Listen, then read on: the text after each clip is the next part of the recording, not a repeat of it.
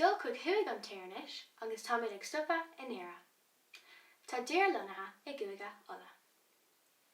Fhálaigh muid go leor focail agus leaganacha cainte ó chara tá a gcuin ó Mhuire, Vincent Strunks. Agus focail nach raibh mar tar éis a cloiste roimhe sin nach gulpin.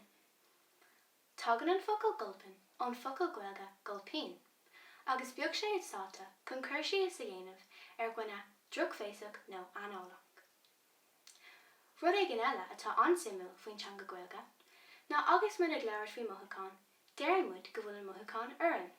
Mar shampla, tá slide an uirinn. Seobar de cloise tú timpeall an tír sa teanga mBéarla, átain an éireann muid go bhfuil an tinnis uirinn. Mar shampla, I have a terrible cold on me. No, I have a terrible dose on me. Sin an simú Colin nach bhfuil. An bhfuil tú ceart go leor? Níl, tá má bhuailg ag déanamh fuaimne aisteacha.